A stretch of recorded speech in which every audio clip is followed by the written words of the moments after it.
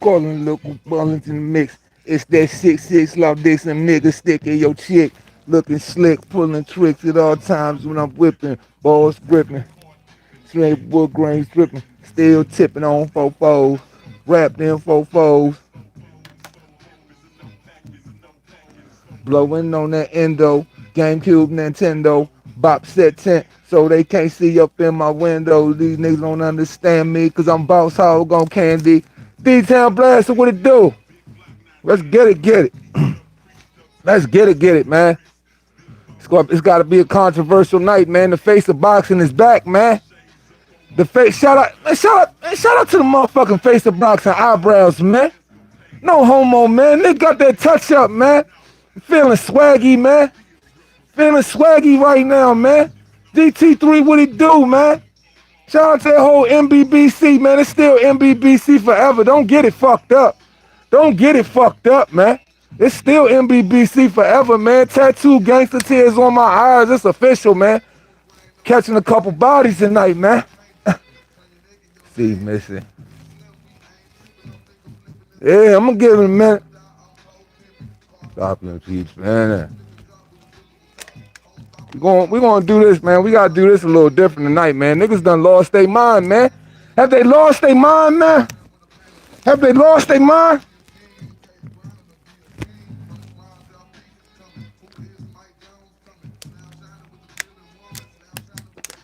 I'm Mike Jones, the one and only. You can't call me. Slide Tennessee, salute.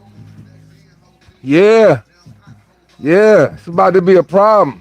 We gonna address some shit, man. We gonna address some shit, man. Oh, what? You ain't know, Mark? This the face of boxing right here, man. This the face of boxing, man. It's the motherfucking face of boxing, man. Don't get it fucked up. When this shit come out, it's a problem. When the face of boxing pops up, it's a problem, man. Power wild, Steve. Like a lamb. We about to go in, man. We about to go in, man. Shout out to Unrivaled Boxing Talk, man. Go subscribe. I suggest you subscribe. Shout out to Surgeon to Death.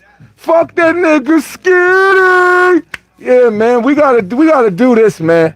I guess we gotta do this, man. The gloves I gotta be smooth like Michael Jackson with the glitter glove. It's gotta come off tonight. It's gotta come off tonight. Two hands, do you listen to the Rubber Bandits? I don't even know who that is, bro. I ain't even gonna stunt. Got my back, so I'm still holding my nuts. It's Power Wow, baby. I don't know who the Rubber Band is. I ain't even gonna fake. Oh yeah, we just getting started, man. We just sprinkling a little bit of seasoning. We gonna turn all the way up. We gotta do something different for the sport. I'm gonna let all these other goofy motherfuckers talk their dumb shit. I'm gonna let all these goofy motherfuckers talk their dumb shit. We gonna talk some whole other shit, man. The face of boxing is back, man. The face of boxing is back, man. He said, I'll get a Hello Kitty mask. We can collab. Face of boxing plus Hello Kitty. Hey, man, we can do it, man. We can do it, man. There's always a method to my madness, man. You've been officially introduced to the motherfucking face of boxing. All right, man, let's motherfucking giddy go. Man, what's up, fight fans? It's your man 3K the Boss, a.k.a. Mr. Two Hands Up, Fah Fah. You already know what it is, man. And it's your motherfucking man, man. It's your man. It's the face of boxing, man. It's the face of boxing, man. Shout out to the face of boxing eyebrows, man. Shout out to the face of boxing's eyebrows, man. Let's giddy go, man. Let's get to it, man. All right, man. The motherfucking gloves are coming. Oh!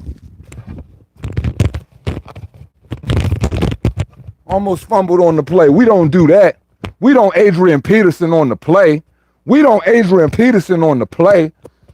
do that. We got problems, ladies and gentlemen. We really do. I don't think y'all really understand what type of state of emergency the boxing is in, and the world must be saved by these stupid motherfuckers and their stupid ass narratives and the shit that they trying to push onto the world, and I'm just not feeling it.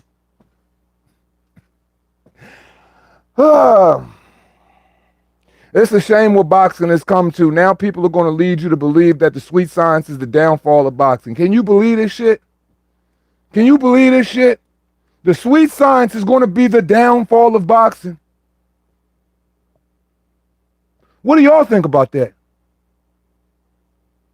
I think people have gotten a little drunk with all of this motherfucking with all of this matrix ass racism going on in the world, and they're trying to, you know what I mean, trying to find little slick, little cutesy ways to try to curve that shit with they talking points and shit like that. If the sweet science is killing boxing, then what the fuck is boxing? If the sweet science is gonna kill boxing, then what the fuck is boxing? I would like to know. I would like to know. Because yes, you do have styles. There are plenty of styles, and we embrace them all. But if everybody fights with one particular style, then what? Do you like to eat the same type? Do you like to eat the same dinner every night? When you single, when you young, do you like to sleep with the same? Do you like to sleep with the same every night? If you rich and you got a lot of sports cars outside, are you gonna drive the Ferrari every night? You gonna switch up and get in the Bugatti? You gonna drive the Lamborghini? Or you just gonna drive you just a Ferrari guy? So basically what these motherfuckers are trying to say to you that they just Ferrari guys, if that's what they like to consider Ferraris. I don't see it that way. You can't poison the fucking minds of boxing fans off of a fucking performance that you might not necessarily agree with. Because when I hear certain people make certain talk points, what I believe comes off of the back of that is something a little bit extra. Sprinkle a little salsa on it. Take what you want from that. But that's how I feel.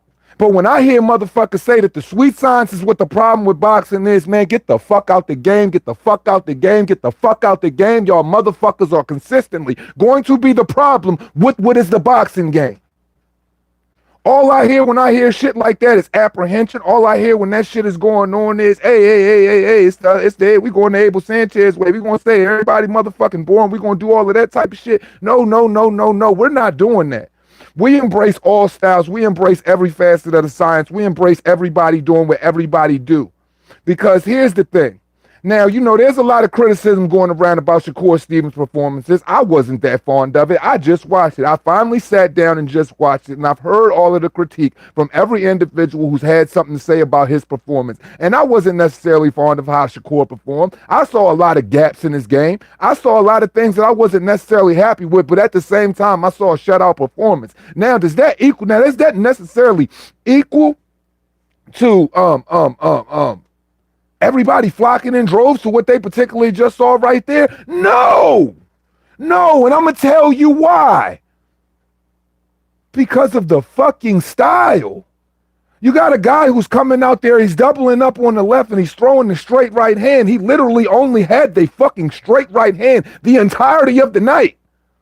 Now, is that making an excuse for Shakur not taking initiative? Not leading off the jab, not leading with the jab, not being on the offensive, not attacking more? No, I don't believe anybody should go into a fight and be throwing less than 20 fucking punches per round. I am not one to ever believe that a nigga should come in the ring with his hands physically tied behind his back, not throwing punches. I do believe there is a level of where you should put on a show. I do believe there is an element to where even the most counter boxers can grow in every facet of the science. But here's the deal.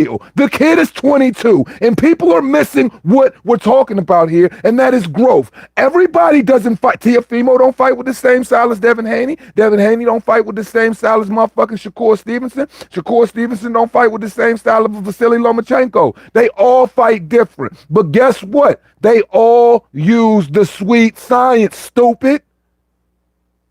You realize that, right?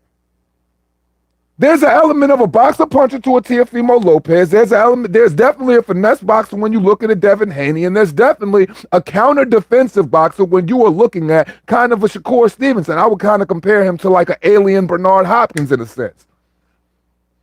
I'm not a fan of the apprehension. I would be the first one to tell you that, but I would also be the first person to tell you that if he picks up on his volume, if he starts working on picking shots, he would be a hell of a fucking problem. And I'm gonna tell you right now, maybe it's the matchmaking. Does anybody ever think about that? Does anybody ever think of, while we are sitting here criticizing certain boxes, or we're talking about certain boxes in their style and how they're flourishing in their style, are we ever thinking about the fucking matchmaking? Are we thinking about some of these individuals these dudes are fighting, some of the guys they even getting up for, some of the dudes they probably don't even want to waste their time and even fucking get hit by? Why is that? Maybe it's not in that kid's mind at that time, whatever is in your fucking mind, because he's the one in the ring that has to, do the fighting, the one that's in there throwing hands, the one who's getting paid for the particular craft, while a lot of us are just sitting back like myself, just chatting shit about it. Because we have the tendency to do a lot of critique and a lot of chatting shit, of course, because that's what we're supposed to do. But all I'm saying, if we're going to do a lot of critiquing individuals, if we're going to criticize a particular style, which is only speaking on the ones who like to maneuver, the ones who like to hit, not get hit, then it becomes a problem for me, because it becomes a little bit trouble, especially when I'm thinking of the mouths it's coming out of. I'm not a fan of that particular activity. I'm not a fan of people who had a tendency to do that type of thing.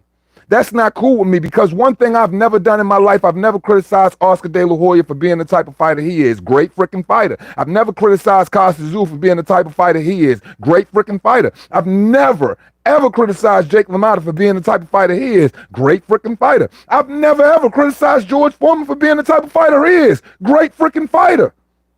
Mike Tyson, bully, brawler on the front foot. But what did he do well? What did Customato have him doing well? Switching them shoulders, coming in. That was his defensive prowess.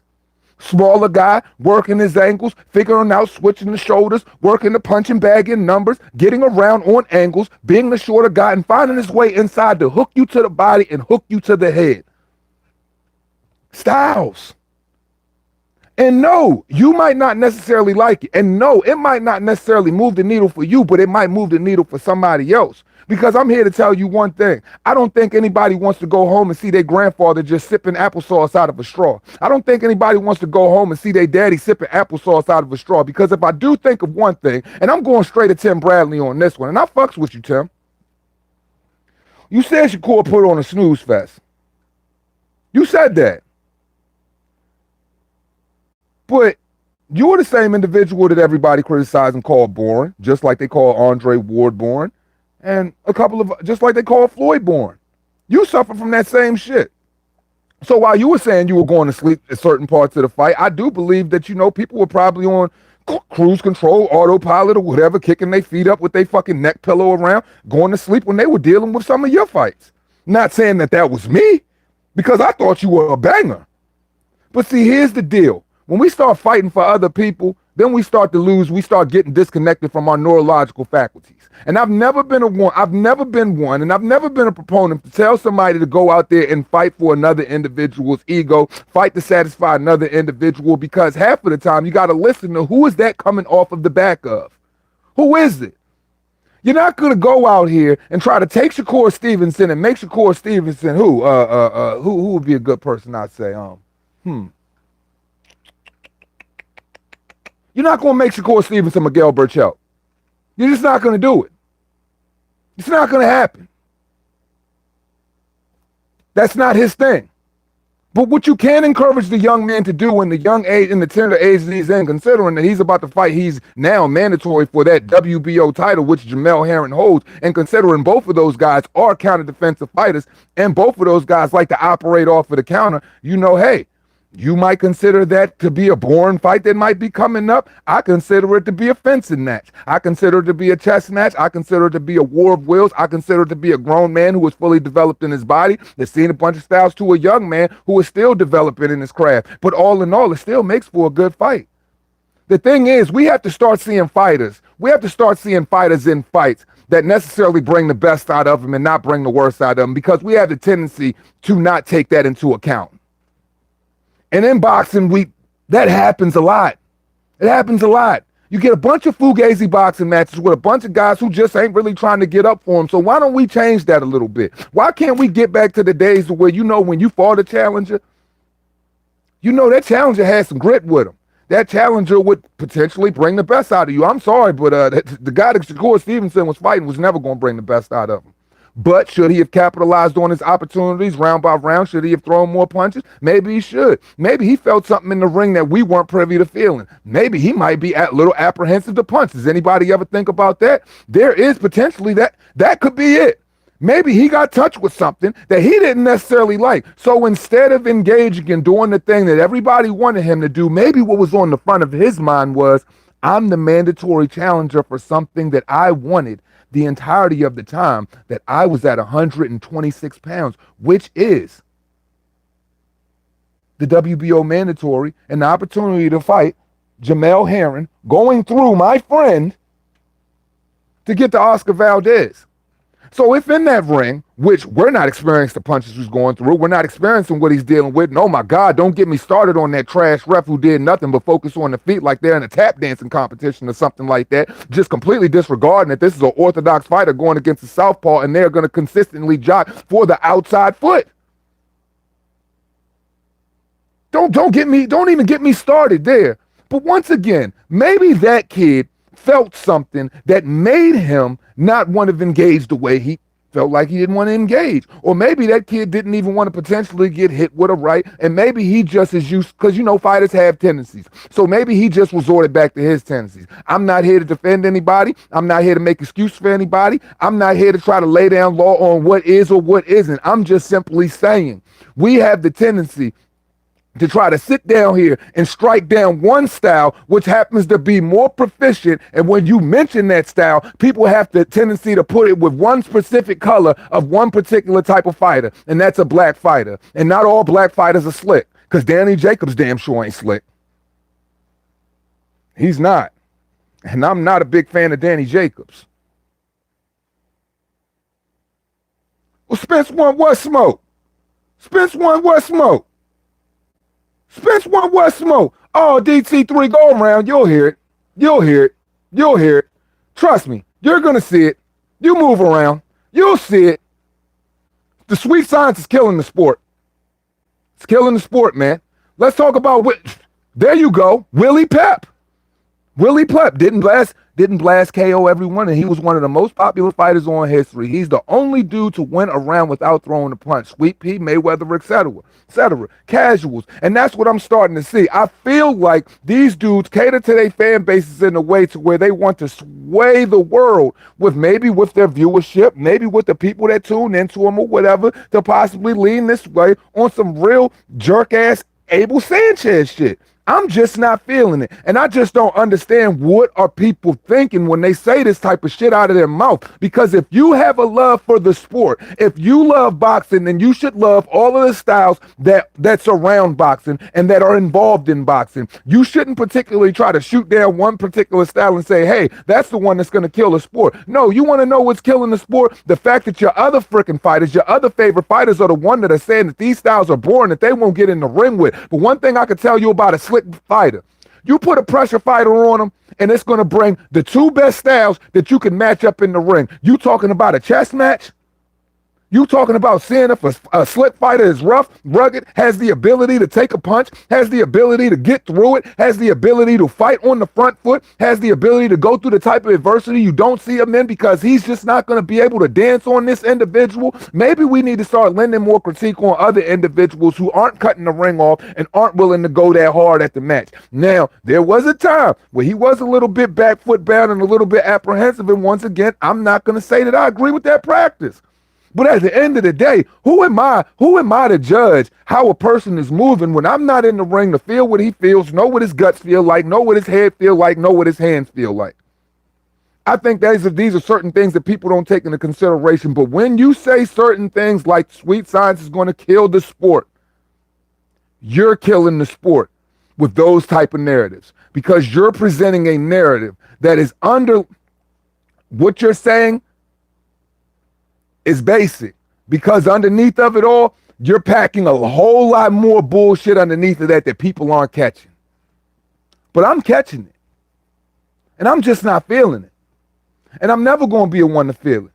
Because guess what? I love bully fighters. I love pressure fighters. I love Ukrainian fighters. I do believe there's a kid by the name of Israel Madrimov that has the footwork of a motherfucker, has the footwork of goddamn John Travolta on fucking Boogie Nights and shit. Just be getting down in the ring. I love that kid. There's a guy named Vasily Lomachenko that will punch in volume and box your motherfucking head off. Maybe these are some of the things that we should be imparting in some of our, our talking points. When we're speaking on young fighters that are coming up in the game, if there are certain things that you don't like, maybe you should speak on some of the things that you would like to see the fighter do instead of shitting on the man saying, hey, man, this shit ain't going to do it. And when you're speaking on one, you're trying to speak on the entire class. You're not speaking on one individual. You are speaking on an entire classification of a particular style of fighter. It ain't cool, man. It's not cool. And it doesn't do anything. What is conducive about saying anything like that? And what is it going to do for the sport? Somebody please tell me. I'll wait. So many kinds of sweet signs. Tony, Purnell, Floyd, Holmes, Tyson, all different, all class. These are facts. These are facts, Mark. And I embrace all of it. Like shit, like everybody has their own way of going about hitting and not getting hit. Me, I was a bigger fan of how Tommy Hearns went about hitting and not getting hit. He brought a lot of ferocity behind them straight rights and lefts. But at the same time, Tommy Hearns had to get to a certain place. Marvin Hagler, certain type of fighter with a particular ferocious skill set. Sweet Science would move, bully forward with the high guard, vicious high guard. I'm just saying, but he had a certain level of finesse that was absolutely beautiful that you could paint it on the wall like a Picasso, man. Come on, man. Let's not act like, let's not act like the Sweet Science is what is a poison to the game. Because look, all I'm going to say is this. If that is what your problem with the sport is, then clearly you rooting for something completely different. That's what it is.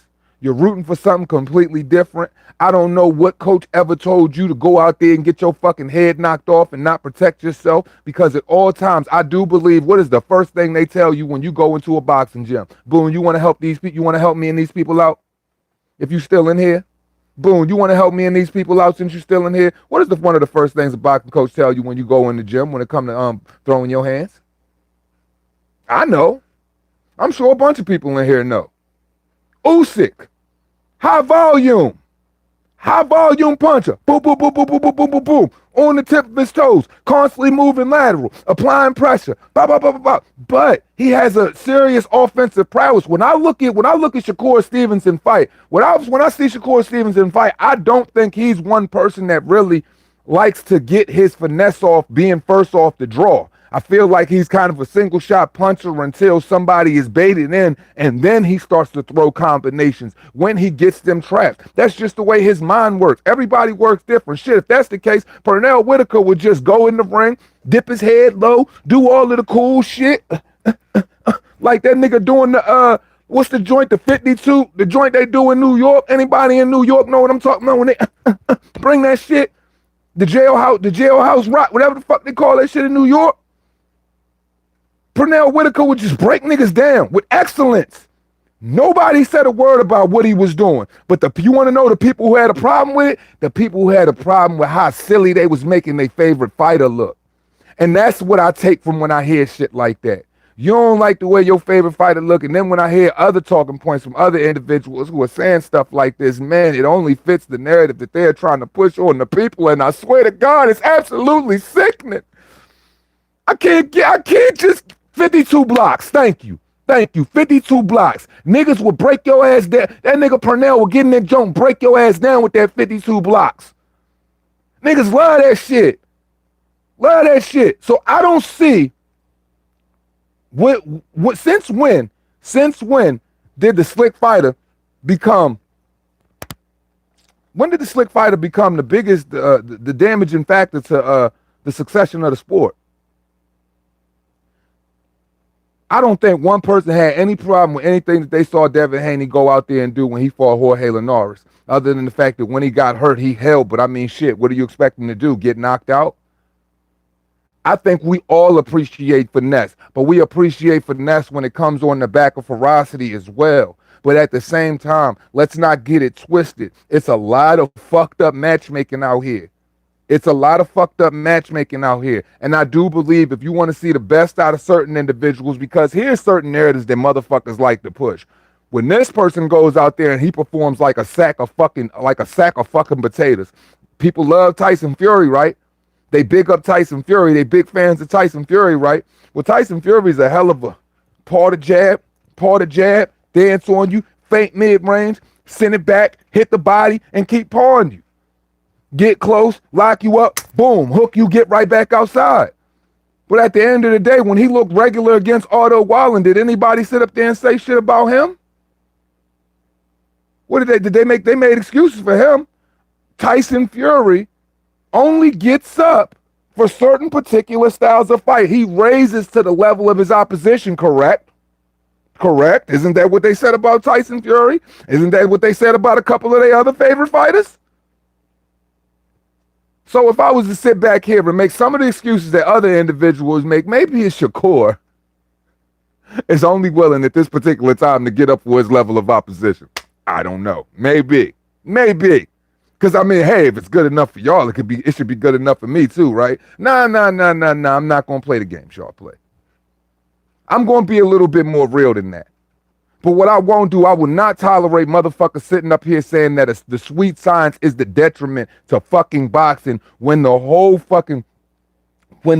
basis and the foundation of boxing is built around the sweet science. When motherfucking Willie Pep came around, it was like shocking awe. It was something it was like an anomaly. It was something nobody ever seen before. Motherfucking Nicolino Loche came around. It was like the greatest thing in the earth. It was like something motherfuckers never seen before. When Sugar Ray Leonard came around, it was the greatest shit on earth. It was like something nobody ever seen before. Purnell, all of these dudes, Pretty Boy Floyd, the Money Mayweather, who used the sweet science when he messed up his hands to carry him farther in his career. All I'm saying is, look, man, don't downplay fucking the sweet science like that shit don't move no tickets, man, because I'm sorry, behind that sweet science, behind that finesse comes a lot of flash and pizzazz inside and outside of the ring as well. Once again, I will always go back to say this. I think that the matchmakers do a fucked up job of putting certain individuals in the ring with certain individuals. Like, I truly believe if you changed up the style when it comes to certain guys and paid close attention to that, instead of thinking it's going to be his easiest night in the office, bump it being his easiest night in the office. If you believe that your fighter is that dude and he can come out of the fire unscathed, that you should want him to go out there and sensationalize a victory for his fans, and you should want somebody to bring the best out of him, because I'm here to tell you this. If we constantly see fighters in the ring with guys that they just going to thump, or they can just work, where they don't even have to work too hard, and they only got to throw 5 to 8 punches per round, 15, I believe, in his highest freaking round in the evening and stuff like that, and that's going to be your outcome, it's only based on the matchmaking. Because a motherfucker don't feel like he got to work that hard, he's really not going to work that hard. He's just not. And when you don't have the type of style that's going to bring that type of work ethic up out of you, you're not going to see that type of work ethic. The fans aren't going to be able to sensationalize that type of violence that they want to see. But then, when you match up the two particular styles that are going to bring the best out of one another, motherfuckers are going to say, oh, it's just some racist shit. Oh, motherfucker just ran and dodged them and beat him up all night and stuff like that. Because I believe Floyd put on the clinic against Canelo. What did the world say? He took advantage of a kid. So, did Muhammad Ali take advantage of a fucking grown-ass man and Sonny Liston at the same age of Canelo? I'll wait. So at the end of the day, we got to be conscious of the things we say, and we got to be able to stand on it and own that shit, because I do believe it's a lot of flip-flops niggas is rocking right now, and I don't believe they standing on no type of sandy beaches. They just flip-flopping, big foot thongs on their feet right now, just talking real greasy, and they're bringing down to the sport, and they're diminishing the qualities and the characteristics of the sport in such a way that this absolutely disgusts me, and I just can't get with that. I can't. I'll never get with it. I would like to understand what part of anybody who is a fan of boxing would have the audacity to look and say that the sweet science will kill a sport when the greatest of all time lived behind the jab. Lived behind the jab, lived on the back foot, stabbing, pawing, and moving, slapping with the wrist hook, consistently moving, sticking and moving. But we love that dude. You want to know why?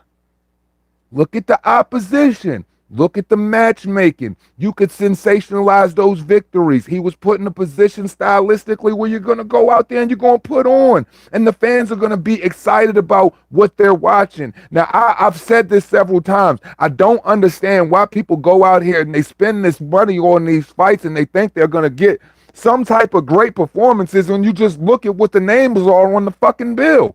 Now, I encourage everybody to support the sport and support the fighters that are in it, but pay attention to the names that are on the bill and understand what you are getting. Now, me, why you think sometimes I am more excited to tune into the fucking, the prelim fights before the actual main events and all of that pop off? Because those dudes go out there, they call bang. They're going to bang. I'm just saying, you can't have like, you can't have a fucking a supreme fighter facing off against a guy who just is stylistically just don't match up well for TV. It don't. Now, I'm not saying that doesn't mean a guy can't go out there and throw punches, but I'm just saying this. You can't take a respect a motherfucking slick boxer or a mover and shaker to go outside of his fucking comfort zone because that's what you're expecting on that evening. Now, it's just different, man. Everybody has a different style. And I think if we took time to embrace the styles and look at the styles for what they are, instead of trying to find ways in any fucking area of critique to critique a guy because there's another guy in your division that might have something and you feel like your side is winning, might want to change that, man. Because I tell people all of the time, stop having fucking favorites, and then you won't have these phony ass narratives, man. Be a fan of the integrity of boxing, and then therefore you will always get the type of shit that you want out of the sport. But as long as you're sitting there low-key with your favorites, low-key with your tribalism, low-key with your fucking your bullshit fucking takes on what you're seeing is going on, it's disgusting, bro. Look at some of these comments, man. 52 blocks came from Jailhouse Rock. Yeah, that's what I said. Yeah, Jailhouse Rock. I knew it was called Jailhouse Rock. I knew it was 52 something. I couldn't remember at the time, but I used to like pay big. I used to big study that shit.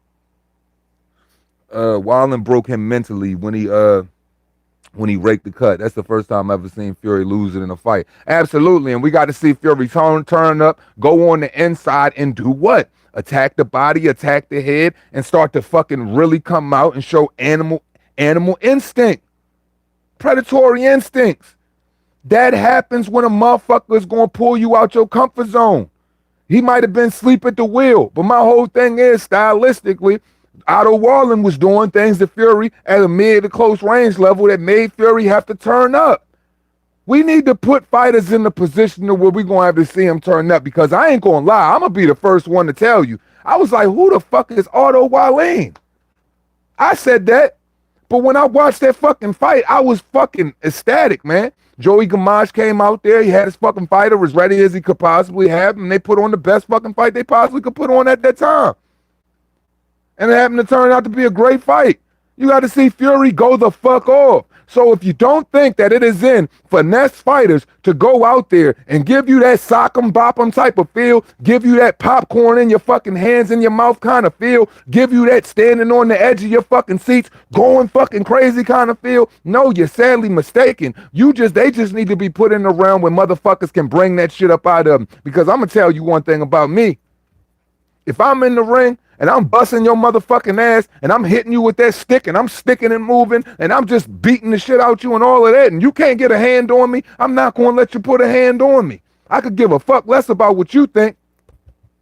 These are my faculties, not yours. Because at the end of the day, they love you when you're right here. But when you're gone, who are you?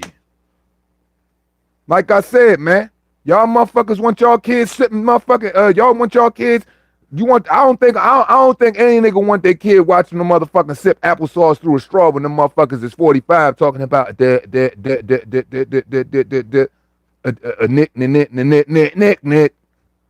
I don't think motherfuckers want their parents like that, bro.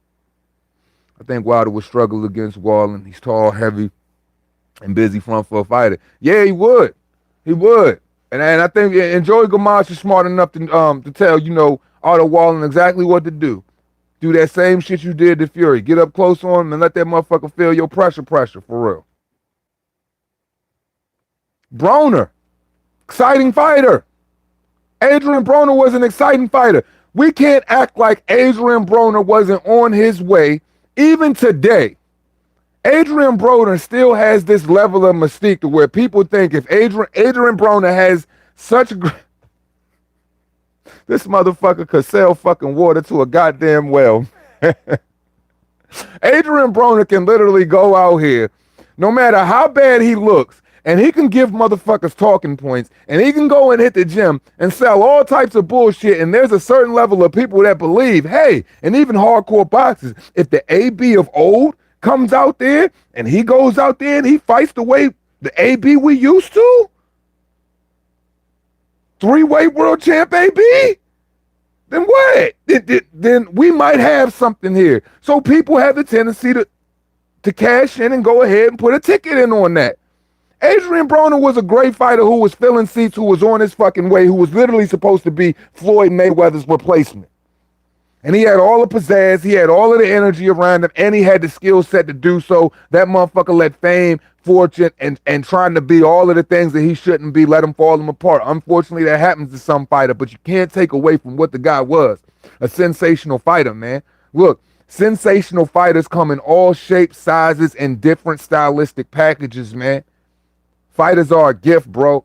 And the unknown fighters that come in the ring, whatever they bring, man, it's a present just to see whatever unfolds in there and unwrap that shit and get to see how they get down. So I don't see why we would try to go out of our way and take away from one style and try to big up another one like, hey, it's going to be poisonous to the sport unless we have individuals go out here and just stand in front of each other and you hit me, I hit you. Let's have a slapping contest. Nah, bro. That's sock and boppers. There's no science to that.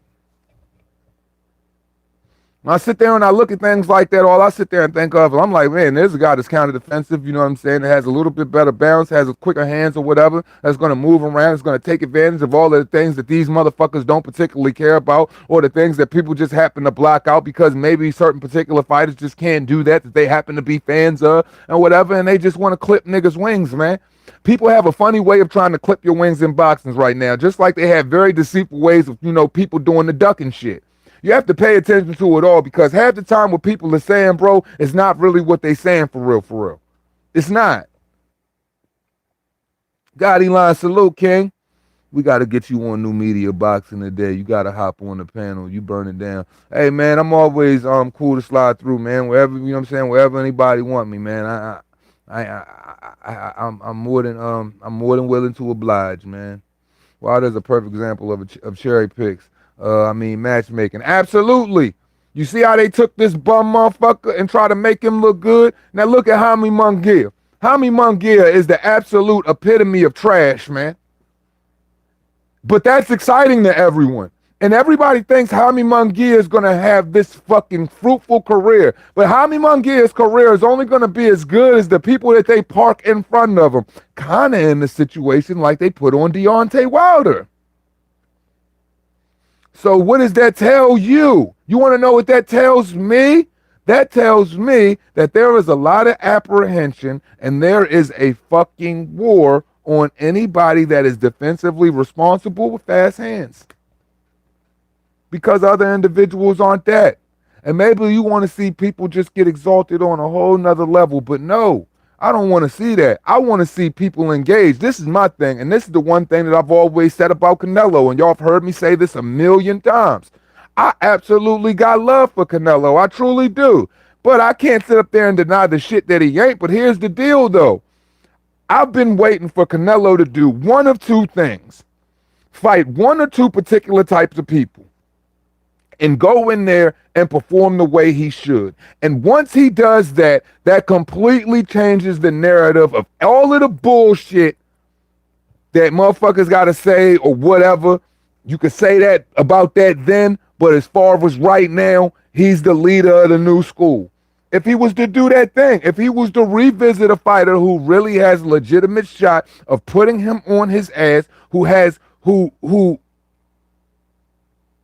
proficient where he's deficient, but he won't do that. So I'm only like right here. So I'll be like, damn, that nigga good, man, but there's something missing there, man. There's something missing there. We've got to stop embracing fighters and making excuses for fighters when something is fucking obviously missing. And I'm not the only person that sees it, because what I see, other sensible boxing fans see as well. And I'm not pointing particular fingers at Canelo. I'm generalizing here. I'm speaking on any fighter. We have particularly got to stop making excuses for guys when we know they are inefficient in certain areas, because you recognize it and you want to see them reach certain heights, and they might not necessarily deserve it. Don't y'all want to see the days go back to where motherfuckers run through divisions? Thank you, Josh Taylor. Thank you. Because no matter who Regis Prograis was, no matter who, thank you, Jose Ramirez. Thank you. No matter who Jose Ramirez had in front of him, them niggas did it. They did it. Ivan Baranchik, Jose Zepeda, they all did it. Regardless of however they came out, they did it, and they gave us sensational fights. But the bad thing is, these motherfuckers are the type of dudes that's only getting the type of viewership that like low-level mid-tier YouTubers get. Some of my videos have done better than what the fucking top-ranked videos did to promote their undisputed fight, the true undisputed fight. I've been seeing Teofimo Lopez get hit up more than a goddamn game of Simon Says on family night. All type of sparring ass whoopings. So it kind of makes me wonder, does his daddy do all of this loud talky? And does he do all of this loud talky when it comes to certain slick individuals, because he knows what happens to his son day in, day out when he's in those fucking sparring wars? Because somehow, don't blame it on me, don't shoot the motherfucking messenger, I just happen to be visualizing the shit when it happens to always leak out. We know when motherfuckers is flawed in certain areas. But that don't mean the motherfuckers that are flawed shouldn't have the heart to go in there and prove the world wrong and truly prove that they were the best. Because when it comes to standing in the room with your peers, say when it comes to that time for Hall of Fame blessings, when it comes back to that time to have those nostalgic moments to look back on the greats of that era, when people are going to start getting mentioned in that ATG type of mention and shit like that, you're going to have to stand with your peers and look at them. And all the motherfuckers you ducked from division to division, all of the people you avoided from division to division, that is going to sit on the minds of not just your peers, but it's going to sit on the minds of the future conversation, the historians that happen to be involved in boxing. Because when they talk about you, or you, or you, or you, or any one of you so-called great fighters that exist in this area, they are going to be talking about the counterparts that came before you. And when they mention their name, I'm sorry, yours is going to be mentioned in an exhausted breath. Far, far from being mentioned where theirs is. I promise you that. Because it's different. When a motherfucker ain't picking and choosing and you picking and choosing, it don't leave nothing but question marks. Because a lot of these fighters, I hate to say it, man, I'm going to have a lot of apprehension when it comes to my talking points. And it's going to be a lot of sass coming from my talking points and a whole lot of heat coming from these talking points. Because I have to understand, and I truly understand, that a lot of these dudes aren't doing what they supposed to do. And then motherfuckers wonder why I love Bivol so much. Them motherfuckers wonder why I love Josh Taylor so much. Them motherfuckers wonder why I love Terrence Crawford so much. See, you got to stop getting geeked up over the accolades, and you got to get geeked up over what's taking place. And what's taking place is, oh shit, Neo! We dodging bullets, man. We're dodging bullets. And now They are trying to create a narrative to have you dodging particular style. So now we dodging styles too. So now we are downplaying styles. So now we're going to say certain styles are going to kill the sport. Certain styles aren't going to fill up the seat. Do you know how much that breaks my fucking wee little fucking heart, you fucking mighty cons? Do you know how much that breaks do say heart when I hear stuff like that? I would never tell that the bully style is killing the fucking fight game. I would never say that the Euro style is killing the fight game, because you want to know what I do believe? I do believe every individual that is engaged with those type of styles all over the world in all walks of fucking life, you want to know what they happen to do? It made them greater. And they happen to Shang Tsung, get over here. Scorpion, get over here. Take a little bit of the good shit that they could take from them, and they harbored it and they added it to their own game. That's called evolving. That's called getting better. If you were always in front of basic mention, if you were always in front of basic competition, if you were always standing in front of what are helpful to your deficiencies, you're never going to get better. You're never going to be that dude. You're only going to be a fucking headline. You're only going to exist on a blip in the radar. And when it comes to other greats, I don't even like to run down their name when I even talk about these individuals, because it almost comes to a point to where it is a complete and utter disrespect, because you get like, yo, I'm just at the point to where this era of boxing is this era of boxing, and those era of boxings from, I would say, 2004 on down was those eras of boxing. And until they return, it's going to be just that. But you have to understand the apprehension. You got to understand that these old guys that are sitting down and they are talking that shit, that have been in that ring, who have done it the right way, the guys who really went and fought every motherfucking body, you got to understand why they talk about these individuals the way they talk about them. Because they know the ins and outs, they know the dirty from the clean. They know what's truly taking place. And if they're sitting up there saying it and we're sitting up here saying it too, you shouldn't be the fucking fanboy that is shying away from it. You should be the fucking fan that is challenging it. It should be the most integral part of the sport to fucking want to see motherfuckers mix it up, to see certain styles mix it up, to embrace styles. Because I'm here to tell you this. There's always room for the sport of boxing to improve stylistically. There's always a new form of teaching that you could bring to the game stylistically, and people can evolve patterns. Like I've watched fighters literally take Willie Pep's foot movements, adapt it, evolve it, and even go so far with it where you got guys in the UFC like Dominic Cruz who's even mastered it on a level to where they use it in the UFC.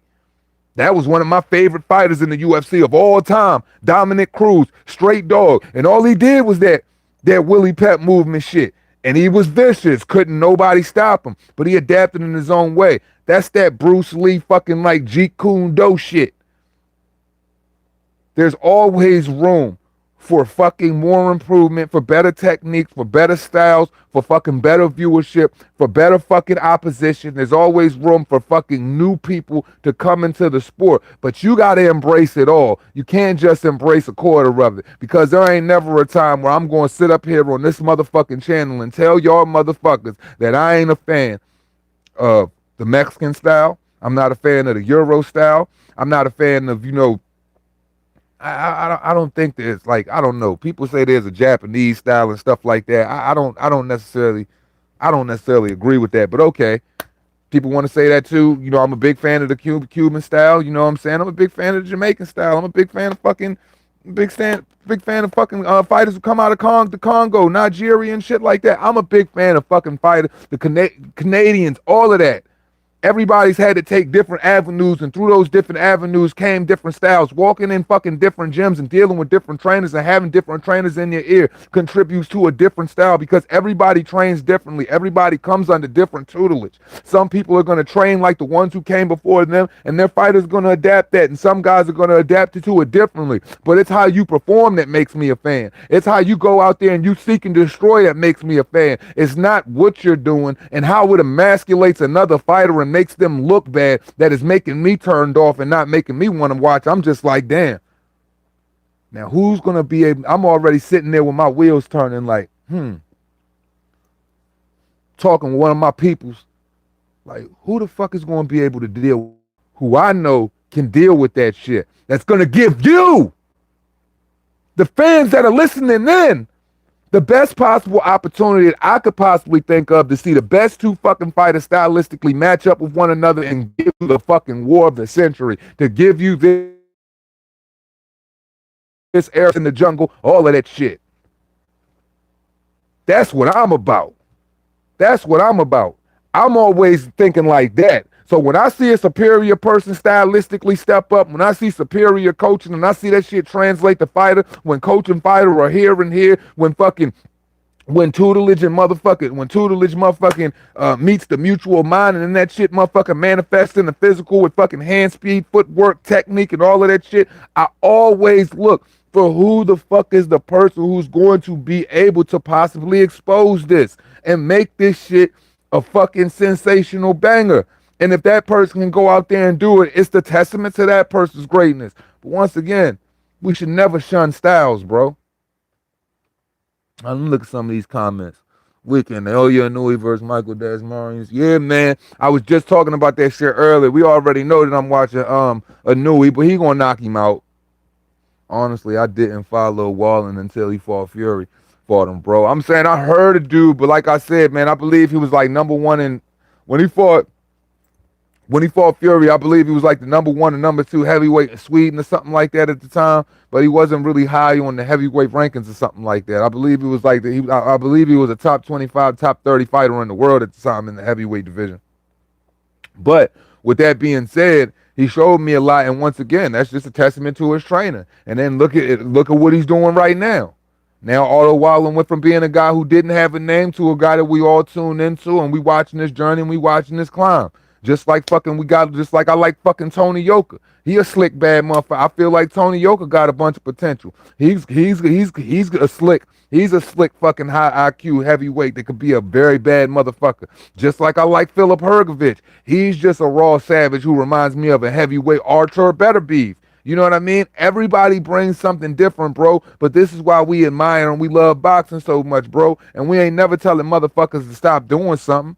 If it's boring to you, then you don't tune in. But what's not appealing to you don't necessarily mean it's not going to be appealing to the world. And like I said, Tim Bradley, that shit kind of struck me the wrong way because you were one of the motherfuckers who suffered from that fucked up narrative, man. You suffered from that same fucked up narrative, man. Just like Andre Ward. And then look what you did with Ruslan Provodnikov. You went out there and you fought from the fans, and now you got brain damage and shit like that. You was eating through a straw and all type of shit. I heard your motherfucking ass was on concussion protocol for like 6 straight months, my dude. 6 straight months. With the Thriller shit. You had the Thriller moves after the fight. Because you refusing to go down, get in there and bang, fight on your feet, fight like a warrior, you know what I'm saying? Trying to prove you got a heart to people who ain't even going to show their real heart to you. That's the stupidest shit in the world. The moment people start fighting for the fans is the moment you going to lose for the fans. Stay here and keep this shit boxed in, bro. Like, I believe a fighter should always like have, tunnel vision, man. Dre Beats type of movements, man, like LeBron walking through the tunnel to a fucking game. He got the headphones on, he tuning everything out, and that motherfucker just going to kill shit. Not thinking about what everybody else is thinking and what they talking about and stuff like that. I believe half the time fighters shouldn't even get so caught up with ESPN. And Shakur Stevenson is the type of person where you say certain shit, he's going to take that shit a certain type of way. Like, we know how Shakur get down, man. And I mean, it's kind of funny, you know what I'm saying? Like, I saw a lot of things in that fight where it was just like, yeah, he pitched the shutout. But I think it just made me really excited to see what would happen against Jamel Herring and Shakur Stevenson, because I truly believe Jamel's size and Jamel's grown man strength could probably be a deciding factor in helping him get a win in that fight. Miguel, salute, family. He sure did. He sure did go to distance and beat Dominic Brazil, who was considered to be a top 5 fucking heavyweight at the time, and once and was in the ring, shared the ring with Deontay Wilder and Anthony Joshua, even though he got his head beat in and fucking got KO'd of the year.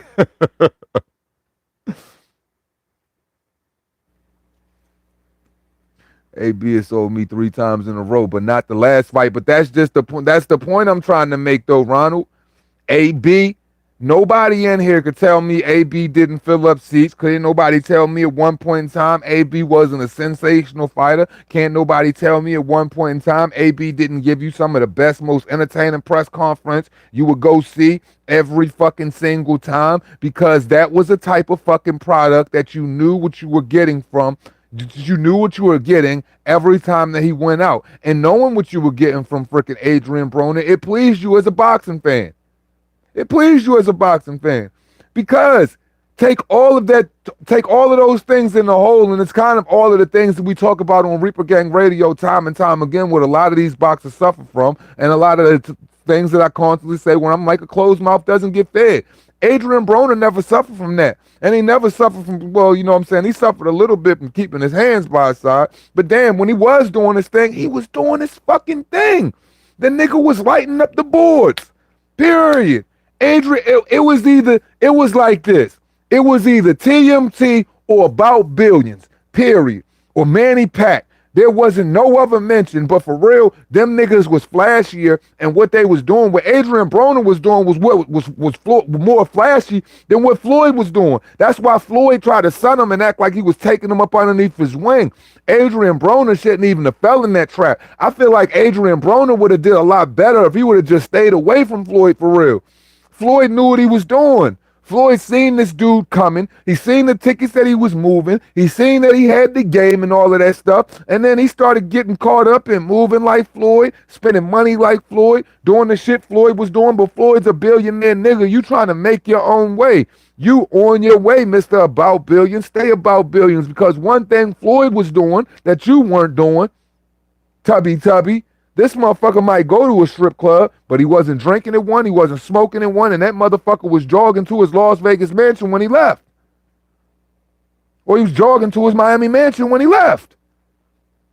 So he always kept the work in the front of his mind. So if Adrian Broner's work rate wouldn't have slipped, I'm almost positive that Adrian Broner would still be one of the biggest personalities and be one of the most paid top billing fighters that boxing has to offer right now. His name wouldn't be tarnished the way it is. He wouldn't be considered a joke in the way he's considered. And honestly, you know, he would be highly revered by a lot of his peers.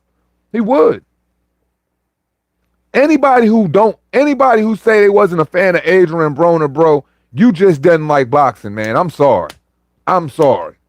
Because I was a huge AB fan. The nigga could box, man.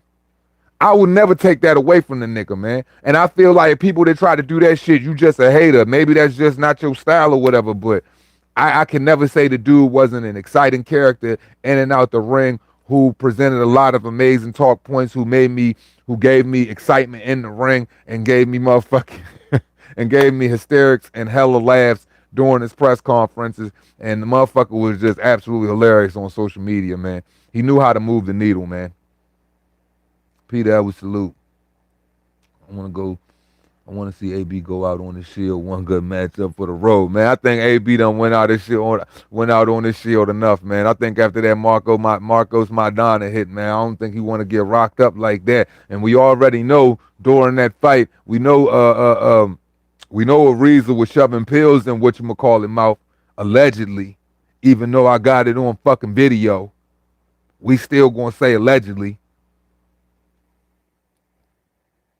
Yo, what's good, Two Hands? I meant to ask you, you think Shelly Finkel giving up on Wilder because he wasn't sitting next to him at the press conference? See, I kind of spoke on this yesterday, James. Salute. I was saying, I was kind of like,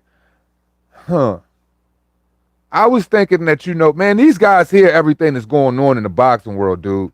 So what I'm thinking is, with all of the talking points, with everything that's surrounded by Deontay Wilder, he's a mentally fragile individual. He can't stand on his motherfucking own square on his own and shit like that. I truly feel like Shelly Finkel decided to play the background because of the things that he's been consistently hearing, the way H Money been moving through on Barbershop, the way I make videos, the way the whole world makes videos about this dude, uses all his talk points against him and everything. I think he probably tried to put the white guy in the background and try to make him look like he was a non-existent factor, like he moves on his own, like he a boss or whatever. But realistically, we know that that's not true.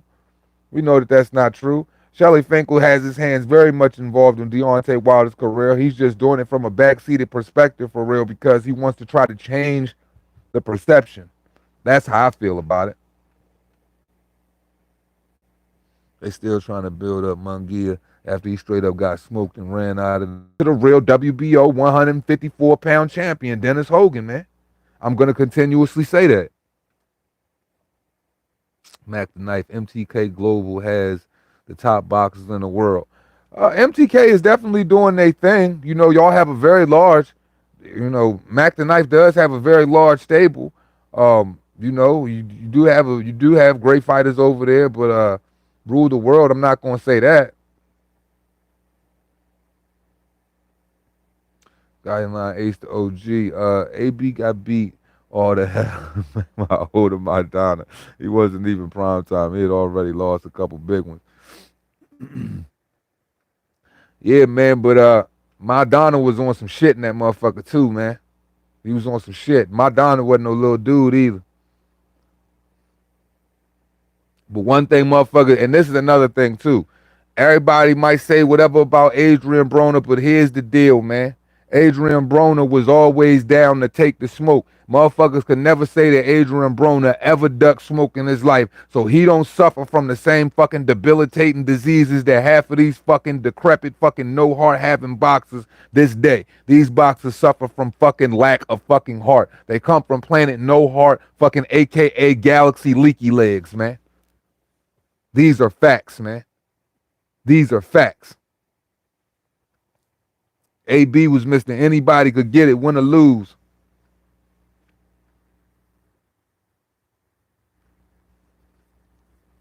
I thought it might be the fake race narrative and Wilder didn't want Finkel there. Yeah, that's basically what I was saying. All of the racial narratives and stuff that was going on with Mark Breland and all of those things, and I'm sure that he tried to push Shelly in the background and try to make it look like Shelly isn't his boss. I mean, like yo, if that motherfucker been moving around the internet, man, I put fucking him and fucking Shelly Finkel on like a Dirty Dancing. Like I made like a thumbnail with them niggas like Dirty Dancing together and shit, and fucking Shelly head is on the chick, and Wilder got on this fucking shiny suit like he Diddy in the Bad Boy family and shit like that, man.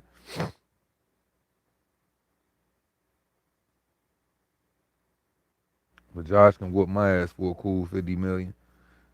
Shit, hey, Adrian Broner will fight Josh Taylor for $50 million, man. He definitely would. Josh will whoop his ass, but he'll fight him for 50 million. He might even actually get up for that one too. Subrel Matias Jr. Welter from Puerto Rico is a tough match for a lot of dudes at 140. Yeah, man. Yeah, but we're gonna have to see. We're gonna have to see, because the problem with 140 is and him is, man, there are a lot of superior boxers at 140, and I just feel like, the talent that's up there right now. I still feel like the usual suspects that are 140 pounds right now are the usual suspects that are gonna reign right now. And until there is a change into the guard that I see physically, I can't put any more of a highlighted conversation on that than what it is. I was shocked Ramirez couldn't do shit with Taylor. Taylor gained my respect. I even went off about this shit the other night. I said, man, and no disrespect to anybody, but I don't want to take them this way. I said, motherfuckers had to have some form of fucking favoritism or some form of fucking alcohol on their breath, not saying you, Ronald, to pick fucking Jose Ramirez against fucking Josh Taylor, because look at him stylistically. What about Jose Ramirez gives him the advantage on a fighter like Josh Taylor? What? He's 2 feet stuck in the mud. He's very flat. He's square. comes at you with the simple, man, Josh Taylor gonna go lateral. Man, Josh Taylor was hooking that nigga off the draw, uppercutting the shit out his ass, dancing on that man, making him look all types of bad. It was too easy, too fast, too fluent with the footwork, just too much ability, too high IQ, and the type of things that type of fighter would have to do to even try to have any type of success against the Josh Taylor. You saw what it is. It's kind of like, hey, I got to be reckless to get there. My whole thing was Jose didn't do what it was necessary, and I don't know what the fuck Robert Garcia was telling him in the ring, but he didn't do what was necessary to win. He didn't double up on it. Why didn't you double or triple up on the jab before you try to enter that man's wheelhouse?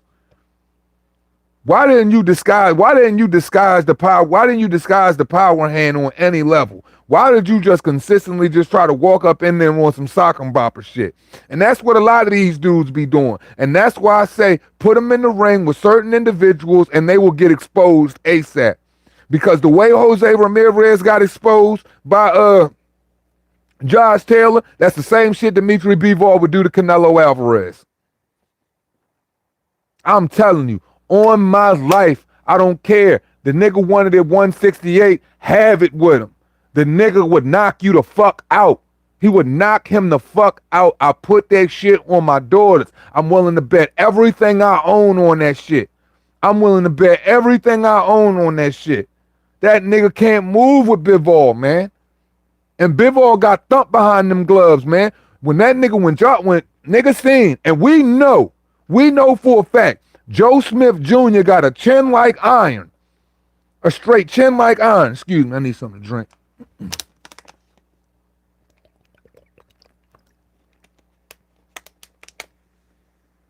We know Joe Smith got a chin like iron. When that motherfucker kept doing Bivol dirty and shit like that because he just couldn't do nothing with his IQ, his mid-range, couldn't deal with what he was putting forth with the straight right hands, the lateral movement, the constant sticking and moving on him and shit like that, and just using his mid-range tactics. He got so pissed off when he picked him up and body slammed him. Yo, that nigga motherfucking Bivol was like, okay, enough is enough. I'm gonna show this nigga what I really can do to him. That motherfucker hit that nigga with such a mean motherfucking 5-punch combination in that motherfucking 12th round. That nigga got the stanky legs, was about to go to sleep. That's how fast he could have put him on his ass. That's how good Dimitri Bivol is. At any given point in time, he could have knocked that nigga out. And he showed it in the 12th round like it was effortless. The slick fighting style is the true science. It is the science. The whole, boxing was birthed off of that. You know what I'm saying? And it's a methodical practice. And even you got to look at the evolution of the sport. Everything changes in time. It's no different in football or basketball. Remember, it's like, if you was born in the 80s or whatever, if you went back and looked at basketball in the 50s and shit, what was it? 4 passes around the perimeter, try to dump it on the inside if you got it big, let them shoot it under the basket, no 5-second rule. You know what I mean? Same thing with basketball. Same thing with football. What was it? There was a point in time where they didn't even, the quarterback position wasn't even created until I believe like a Christian school, a Christian school head coach created the quarterback position because they had a smaller, faster team, and that was the only way they was willing to compete. So the quarterback position came up. There's an evolution in everything. And just like boxing, I'm sure the first boxers who came out there that was going at it like this, shooting it like this, realized this is bad for the wrist, this is bad for the hands, started turning them over. They started realizing when they was breaking their freaking hands and stuff like that, evolutions of the glove was never meant to, to soften up the punch on the face. The gloves was only put there to prevent the fighter from breaking his hand so he would have more longevity in the sport, so they could get back out there and fight and make more money off of these guys, because you can't make money off fighters that have broke hands. So basically what I'm speaking to is I'm speaking to evolution. And just like boxing has evolved where the science just kept getting sweeter and sweeter, and more kids are going to adapt to that. Shit, look at little Chris Colbert. You know what I mean? Niggas is going to keep adapting. You know what I'm saying? Like, that's a part of the game. So if anybody has a problem with that, I believe that you're just involving yourself in the wrong type of business if you don't like the practice. I believe that you probably grew up in a house where really you only wanted to see the shit one way. You're only willing to take it and receive it one way. And that's your fucking problem.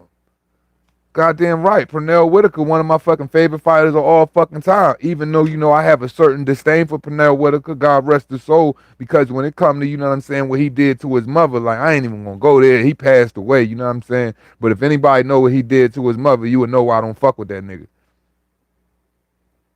I'll be looking forward to his next performance. His next performance impressed me. For sure. Mel Charlo is in for a war. I think he can pull it out against Brian Stanyo. Nope. Stanyo gonna beat him, and he probably gonna stop him.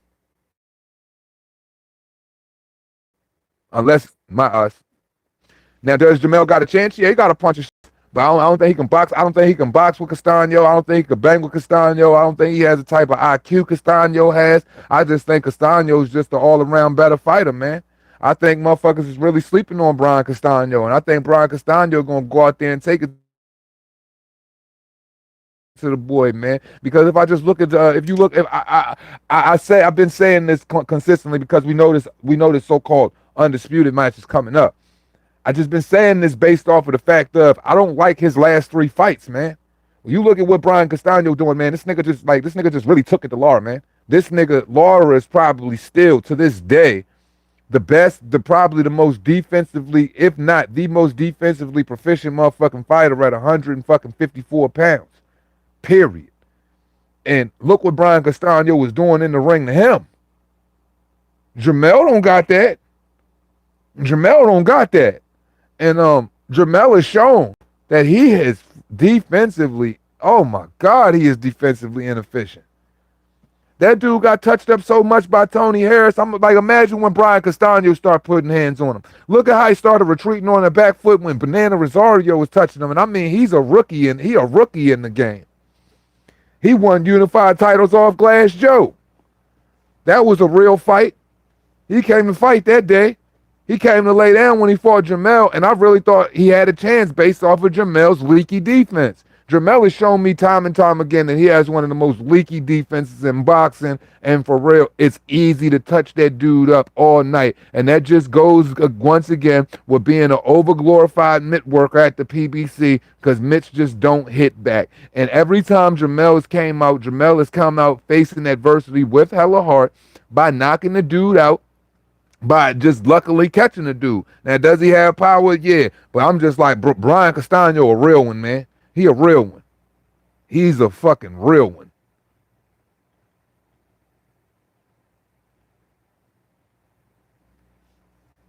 Izzy is very much traditional kickboxing 90% of the time. Yeah, but you know what I'm saying? But the thing about that shit is, man, I like Izzy, man, but somebody really going to take advantage of Izzy, man. Somebody really going to take advantage of Izzy, because the difference between Israel Adesanya and John Bones Jones is John Bones Jones can fucking wrestle. John Bones Jones can fight you off your back. John Bones Jones can get out of submissions and shit like that. Israel Adesanya, you know what I'm saying? He likes to, when it comes to wrestlers, you best believe he's going to press his back up against that cage, and he's going to try to scramble back to his feet as fast as he can. Now, has he worked? They do a really good job of the scrambling, disguising, you know what I'm saying, his lack of wrestling with his scrambling techniques. He does have a good scramble game and getting back to his feet, but he couldn't handle when somebody has the ability to take advantage, to meet him with his length, to meet him with his reach, to meet him with his leg kicks, and be able to get a hold of him. It's going to be Jan Blachowicz all over again. But I like dude. Anderson Silva, that was a complete fighter. Greatest MMA fighter of all time in my eyes. Because, I mean, you talking about hands, feet, and submission technique. K.O. Sonnen was that first wave of, like, outside of, God damn it, just because I want to say his name right now, man. White dude, short, stocky dude, had to go through, you know what I'm saying, came up in the era with St. Pierre and them boys, got in a real big war with, who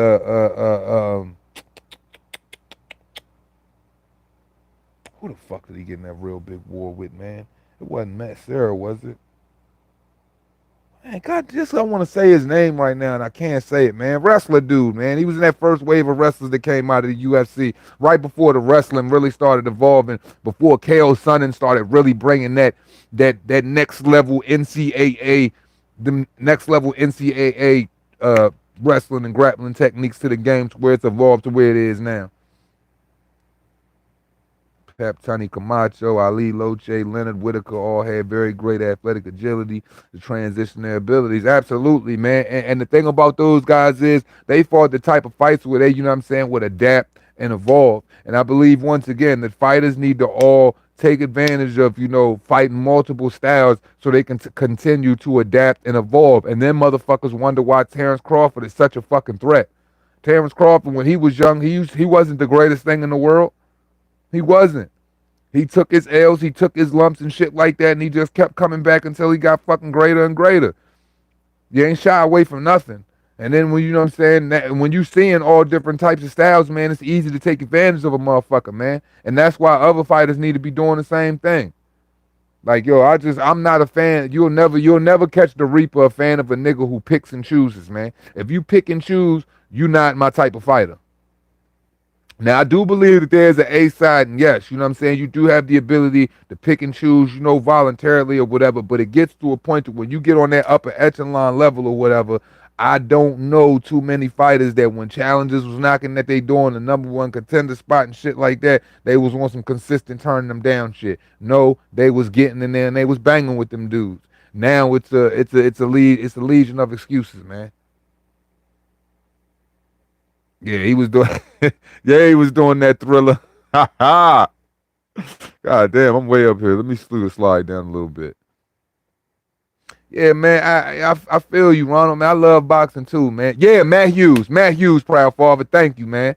You took yup. That's it. That's it. And that's why slide tendencies, and that's why Israel Adesanya ducked the fuck out that man. He ducked the fuck out of John Jones. John Jones will beat the shit out that boy. If motherfuckers compare Israel Adesanya to John Bones Jones one more time, I'm gonna go ape shit crazy. Cause he ain't that.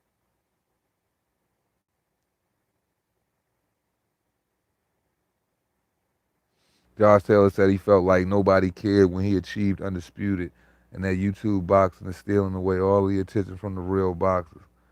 Damn, yo, that's sad, yo. He really said that? Damn, that's sad. It's not that it's stealing the attention away from all of the boxers. It's just the fact that, you know, boxing promotion don't care to, you know what I'm saying, dump anything into them. And the crazy and the fucked up part is Josh Taylor is actually a personality. He's the type of person that you want to keep active and you want to keep active in the American market, man. I understand Josh want to go back to, you know, I understand Josh want to go back home and fight Jack Catterall there and stuff like that and put on for his people, which he rightfully deserves and all of that. And I even talked to somebody, you know what I'm saying, a very reputable source behind the scenes, and we both agreed that he deserved that. But my whole thing is this: do you want to be you gonna be big at home, but do you want to be global? Because at the weight class you're in, there's only one way that you're gonna do that. You're gonna have to take over the American market, bro. You've already done slid everything at 140. Now my whole thing is this: fight Jack Catterall, force a situation to where, you know what I'm saying, like the undercard is somewhat beefy or whatever. Make your presence felt, you know what I'm saying? Be a little bit more active in your social media. But make your presence felt in America, bro, because you know the language, you got the looks, you can dress, you got the style, you know what I mean? And you talk that shit. Americans love a fucking great fighter that can talk that shit and backs that shit up. His press conferences will be phenomenal as long as somebody is willing to play ball with him. Now imagine you put Josh Taylor in that same position after he fights Jack Catterall and he goes up and say he fights a Terrence Crawford. There's his stardom right there.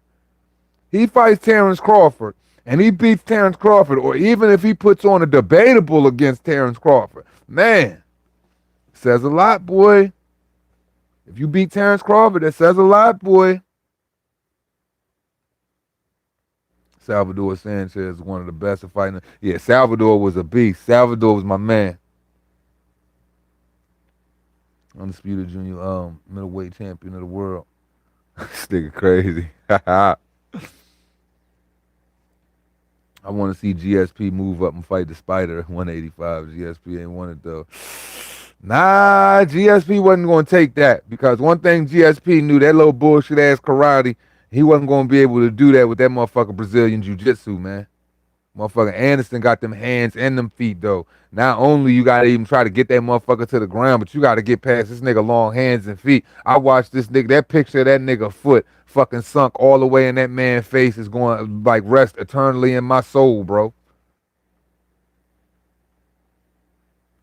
Like, yo, I've even said something about that. Like, yo, y'all heard me say something about this quite a few times. I said it's a damn shame that only 25,000 people paid attention to Blood, Sweat, and Tears when Josh Taylor and Jose Ramirez did it. Because he was truly trying to sell a fight while motherfucking Jose Ramirez was, you know what I'm saying, trying to not sell the fight. On some super humble Brian Gumble. Like, that shit wasn't doing it, man. Like, yo, the motherfucker, the Latino community gonna come out and support you regardless, homie. Undisputed Fight 2, you gonna bring all of them out, but help this man settle his fight, man.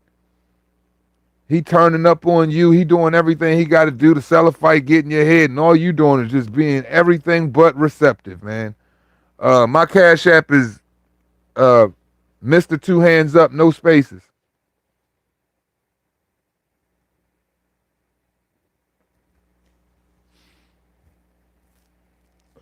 And stand up, Izzy sleeps the man entirely. But it's an MMA fight, not a kickboxing fight, not the same equation. Who he sleep? Who he sleep and stand up? Who? Who, John? Yeah. If you talking about John, oh my God. Oh shit. Man, Surgeon of Death, man. Everybody the Manny Pacquiao with UFC. Don't get it twisted. All them motherfuckers is USADA product, man. Don't get it twisted. They all on that shit in the UFC. They even got they even got testosterone exemptions and shit like that, where they even legally allowed the juice and shit like that. Hey, the UFC is a completely different type of fucking juice train. Extreme. We got to get Taylor lessons from Connor. Yeah, man, look, man, I try to tell people, you want to make money, or you want to get by in the boxing world. Do you want all of the things that come with being like a world champion? Like, look, because we got to understand, world champions aren't treated like the world champions that are old now, man. World champions treated different now. Like, oh, you're a heavy, you champion? Congratulations. For real, man. These niggas boxing champions, congratulations. Like, really.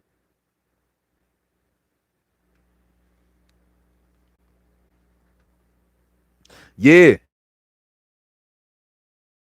Yeah. The top 5 on the pound for pound list. On my pound for pound list, I was actually about to start working on that shit earlier today. I was finally going to do a pound for pound list. I don't really like doing pound for pound lists and stuff like that because pound for pound is so, how do I put it? Pound for pound is so opinionated. Everybody has like the critique. Like, pound for pound was always supposed, the way I was brought up under the definition of what pound for pound is. Pound for pound is, don't matter, like excluding heavyweight, pound for pound was designed for the smaller fighters. If that fighter, no matter what division they're in or whatever, you look at how they get busy or whatever, and if that fighter was in that same weight class with that other individual, who would beat who? Like it's skill for skill. Like, who would beat who? It wasn't never like people be changing criterias. Now pound for pound is based on who got like certain people based pound for pound off of how many divisions certain people went through, how many belts they hold, and all types of stuff. Really, I see people that only have one belt that could beat half of the people that's on the pound for pound list. I see people that don't even got a belt yet that could beat dudes on the pound that are high up on certain people pound for pound list. So it's just like for me, pound for pound is kind of like it's whatever you want it to be for real, for real. That's why it's like whatever anybody pound for pound list is, I kind of like I don't have no I have no smoke with that shit. But yeah, man, I'm about to get out of here, man. I got to finish this Mexican food. This shit been calling me, man. We're gonna get back at this shit, man. Tomorrow. As we always say at the end of this shit, cost you nothing to pay a nigga no mind. I appreciate everybody coming through. Everybody have a good night. Fah, fah. You already know what it is.